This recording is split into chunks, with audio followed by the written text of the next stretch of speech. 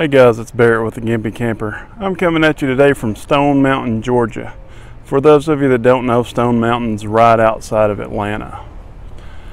You know, this place, it's really nice, but this kind of camping's not really for me. I'm afraid this is going to be a little bit of a harsh review, but I want to tell you the prices in a minute, but I'm paying about $70 a night here, and for $70 a night, I expect a lot. You guys know I'm kind of on the cheap side. I usually do about $25 a night. That's what our Tennessee State Park fees are. That's the whole reason I camp, because I want to do something cheaper. And they're really proud of these sites, is all I know. But you know, we'll go over the pros and cons. Some people like this kind of camping. If you like this kind of camping, that's okay. We need people that camp all different ways. I don't do everything the same way, and I don't expect to tell you that you're doing it wrong. And like I say, I do it a bunch of different ways too. So here we go. So what are the pros? The pros, the first one's it's beautiful. You can see the lake here behind me. We're right close to Stone Mountain, which is also right next to Atlanta. So if you're wanting to take your camper and do some things in Atlanta, you're pretty close by. Also, it's a really clean park. I'll give it that. Hey guys, I forgot to mention a couple things that I wanted to go over real quick. Well, we always do Verizon service, and I had usually 1 to 2 bars of LTE service. It's a lot less than I actually figured that would be out here. But they do have Wi-Fi that's not password protected, but it didn't work that great. You know how the campground service is. And so, occasionally my LTE would drop to 3G or even drop to regular data. Then I would turn the Wi-Fi on and it would get me through. But don't think you're going to be uploading any videos or anything like that on there for sure. They also have cable TV service at the sites, and I got a cable trying to check my stuff out, and I couldn't get it working. But I think it's more my TV and stuff, and not the service here. And they do have sewer hookups here, which I'm definitely not used to having a hookup, but I usually don't stay anywhere long enough to need a hookup, so it's not really an issue for me. But I just want to throw that out there because I've gave them a hard enough time about the whole $75 a night thing, so I figured I might as well throw in, some of the value that they're giving you for it. So what are the cons? Well, for me, it's good in plan, but it's lacking execution.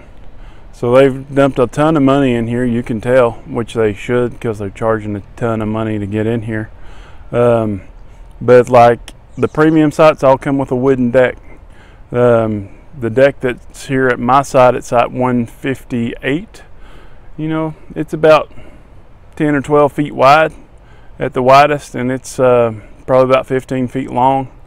If we doubled the width on that, where it came behind the camper, where it dropped off a little bit, that would be pretty sweet.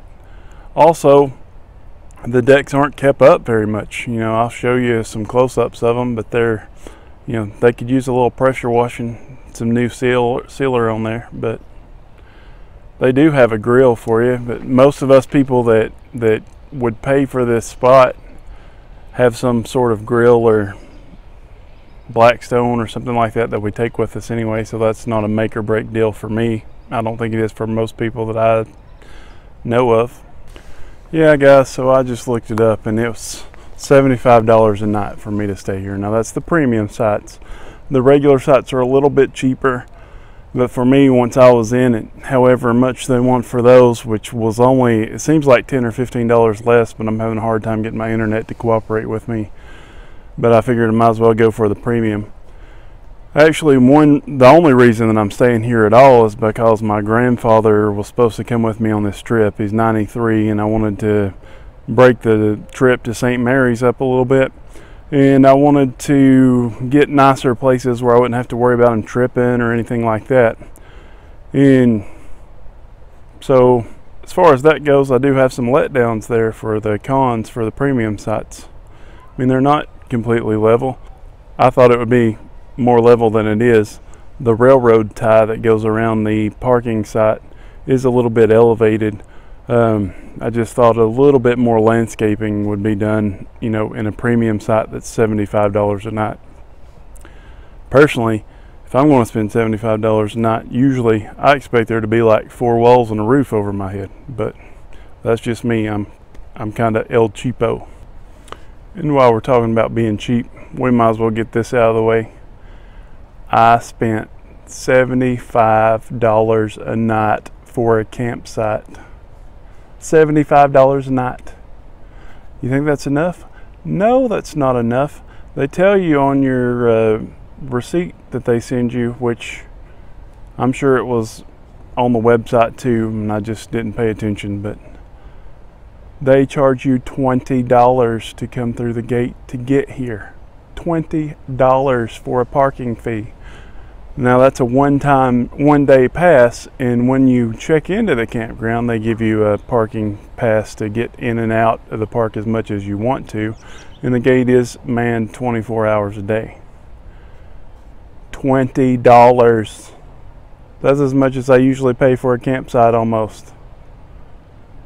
So, am I nitpicking? Yes, I'm nitpicking, but it's $75 a night.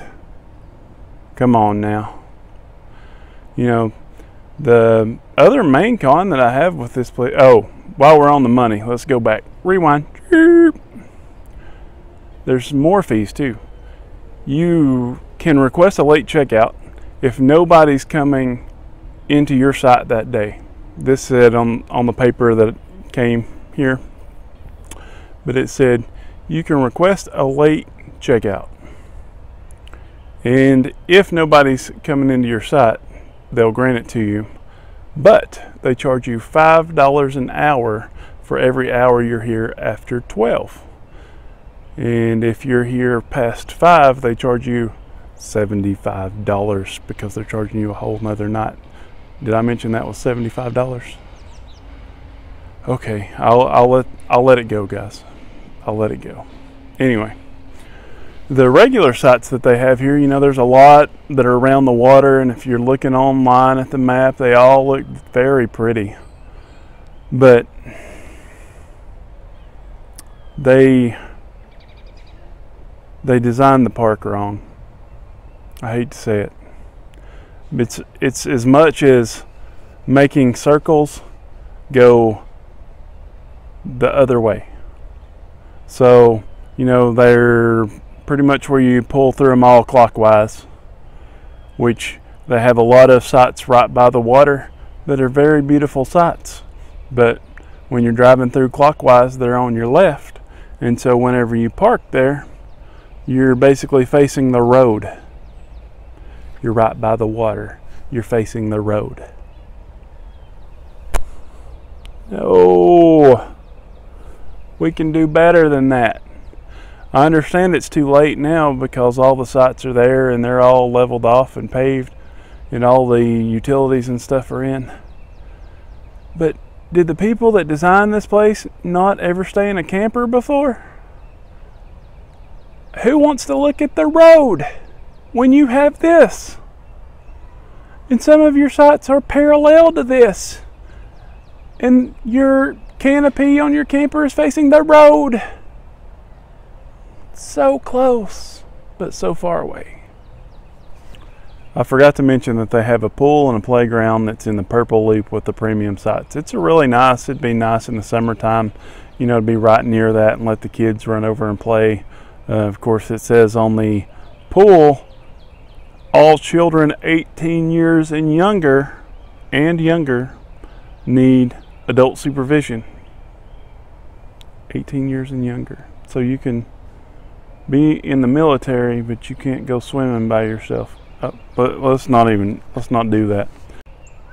Hey guys, sorry about that. My battery was dying on my camera, so it's going to be dark before it charges up. I'm headed out in the morning, so I want to go ahead and get this done. So we're going to do it this way.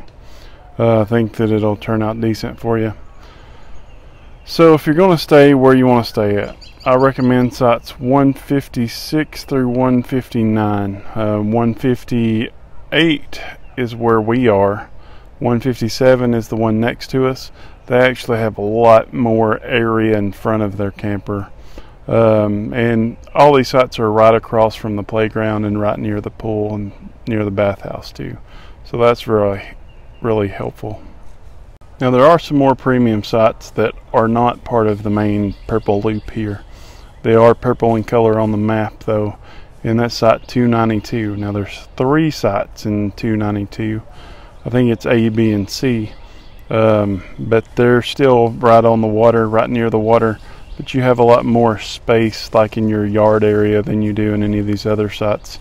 Up here in the purple loop, you're pretty crammed together, so to speak. But that's to be expected in like an RV resort, right? Because that's kind of what this purple loop's supposed to be.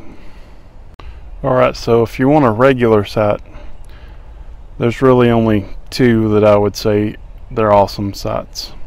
And that's 417 and 418.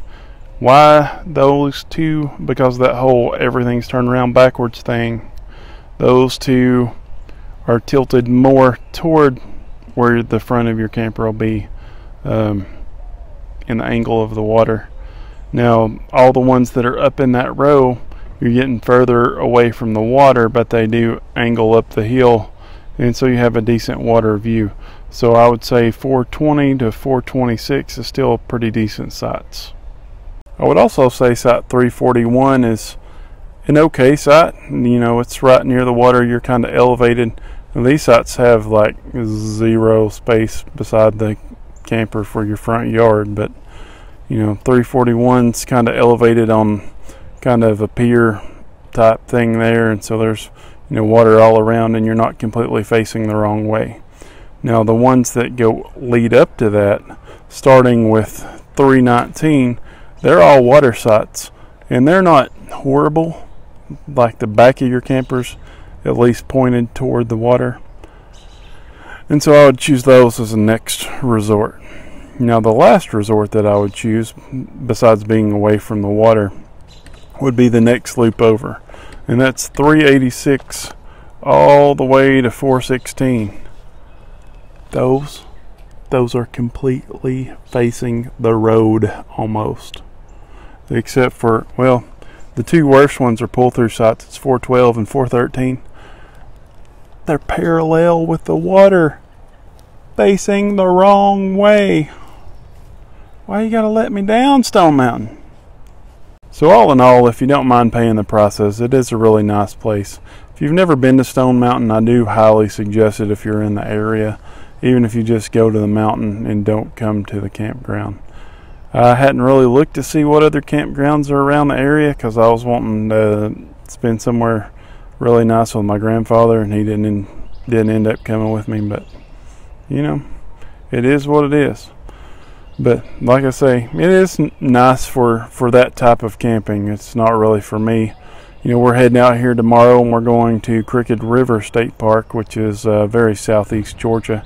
I think it's on mile marker 1 on the coast, and so we'll have a video for that. And then we're going to leave there again because my grandfather was supposed to be with me, and we're going to Creek Fire. Is it Creek? Oh, I can't ever remember. It's Creek Fire or Fire Creek Motor Ranch in Savannah. It's another fancy place that's really proud of their campsites and want a lot of money for it. But we'll see what happens. Mrs. Gimpy Camper will be joining us then. So I'll see you guys next time. I'm going to show you some pictures of our ride up to the mountain and some different pictures that we took along the way. And you know, if you enjoy the place, then come on out and give it a visit. But if you're like me and you're too cheap, then we'll find somewhere else to go.